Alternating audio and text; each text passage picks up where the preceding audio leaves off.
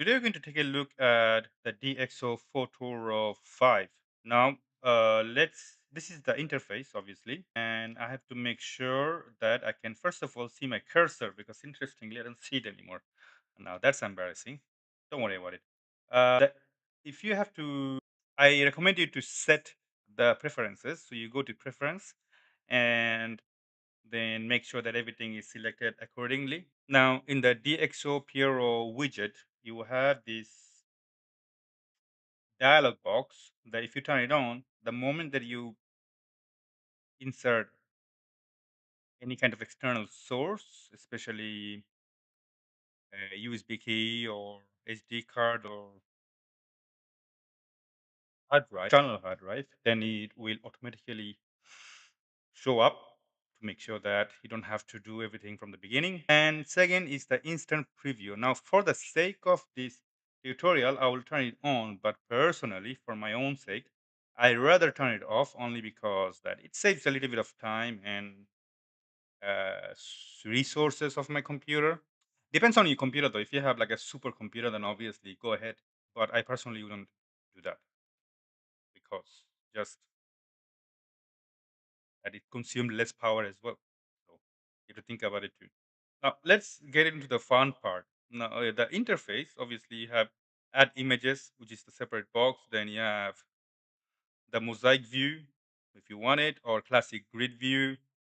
You can apply a filter, and you have the information. Now I'm going to drag and drop one of my images, should be somewhere, I guess. Go. So I'm going to just drag and drop an image.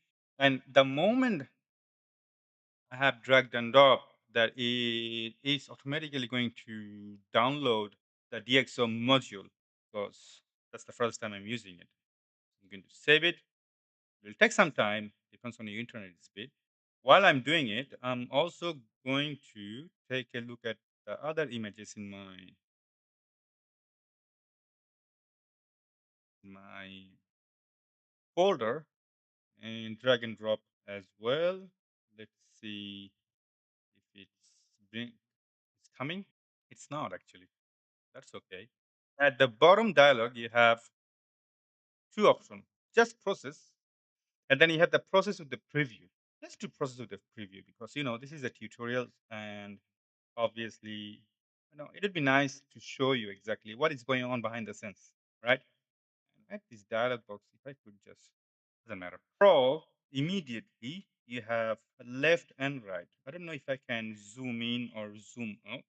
We'll see. We'll talk about it later.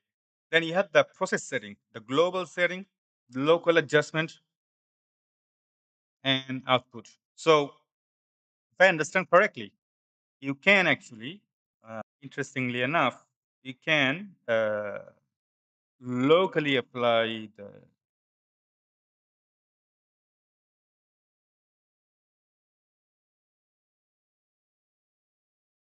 effect.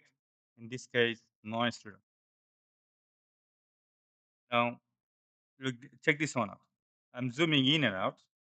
So you have this left and right, and that's pretty damn crazy, in my opinion. This is some serious work. So you have this immediate effect. I quite like actually the preview part now. You know, I take back what I just said. I would rather use it because it's fun, obviously. It's using the DxO automatically, the D prime 3, obviously. You don't have to, but for the tutorial, I want to see different thing. I have this D prime 3. I'm going to take a look at the D prime XD2S, if there's any difference. Looks like the D prime XD2S gives a little bit of smoother feel. It may cost you some sort of detail loss. And we're gonna see it right there because my watch is the best example where you have this very limited detail already. Now, if I go back to D prime 3, let's see, it happens something. No, it doesn't. I mean, that's okay. only because that it doesn't have anything because it was very low light situation. So that's okay. I don't mind. But although what I do prefer is the little bit slightly older version of the Deep RAM, which is the XD2S, only because that later on I can add some more details. Now, you have the slides here. If I could just add manually, see if it changes anything.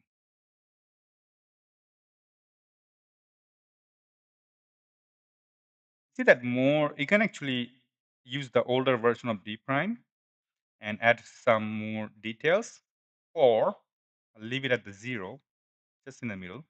I'll go back to D prime 3 and I can do the opposite. The opposite, you're losing your, the writing, the start, light, and all that. So if I just pull it up, you're bringing back more details now. You see that? Oh.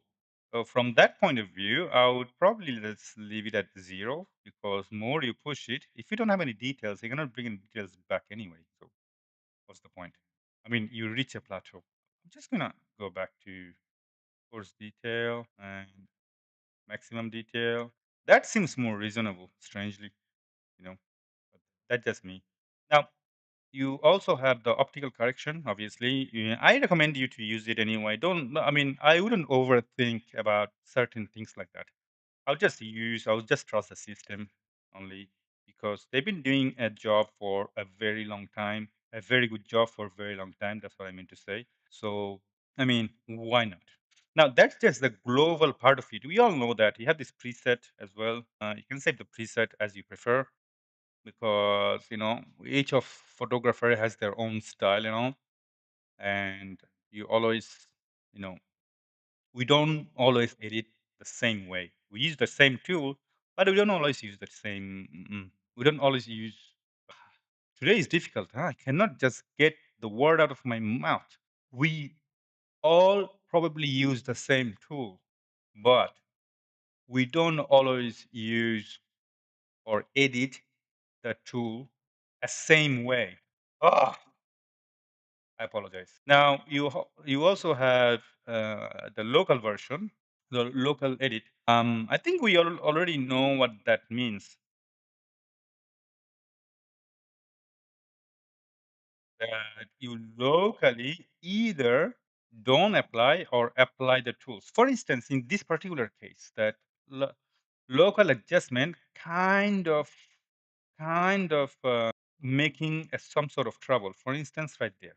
I'm just gonna zoom out and go to my the famous area where making some trouble. Make the zoom, let's say 300. Right. Now, what if I don't apply the noise reduction there? Be possible. Or opposite. I do that. Okay. Now, if you look at the left hand side, let me see if my shortcut is working. So I already applied the layer mask, right? What you can do now, you can either force detail, select the mask, of course, or reduce it. I can unclick show mask, make sure that you can see what is going on. You see that there's a little change only in this area. Because if you look at this part and that part, you see the difference is that it's only one particular change. But if I just add a separate mask, just for the sake of, see that if I do exactly the same,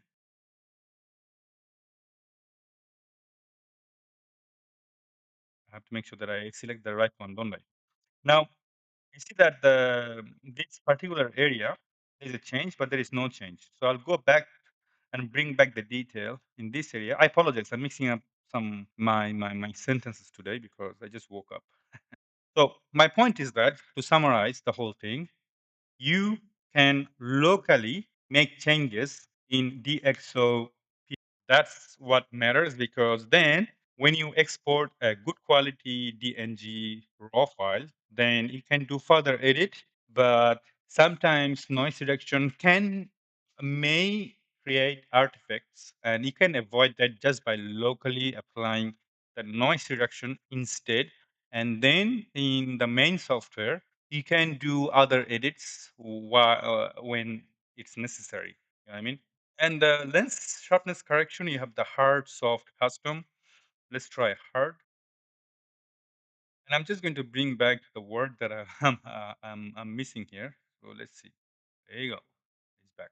You see the after about 35, 40, it doesn't change much. But before, there is a change. That's the limit. After that, it doesn't matter if you take the slide all the way up to 100, it doesn't bring much back. It just adds some more, what do you say, the little grainy thingy that is not desirable, right? I think after that, all you have to do is to make sure that you select the output setting. Here you can export as DNG, which is we all prefer. But personally, if I was me, I'll just stick to, frankly, JPEG, only because JPEG is easy to edit. We've been using JPEG forever because in smartphone these days, the JPEGs are really nice quality and the softwares are pretty awesome these days. The DNG, generally, they're fantastic when you have to do things like that, and noise reduction especially, or white balance control. Is very important. But then, I'm not personally. I'm speaking for myself. I'm not fussy. I'm happy with my JPEG edit, even for the white balance correction, unless I screw up big time something. In that case, I definitely like TIFF or DNG because TIFF is pretty good for color correction with noise. White balance is a color correction. Other than that, the JPEG does a fantastic job, and frankly speaking, it's more than sufficient and use less resources as well. And you can, of course, add the smart lighting. That's pretty good. I'm just going to zoom out.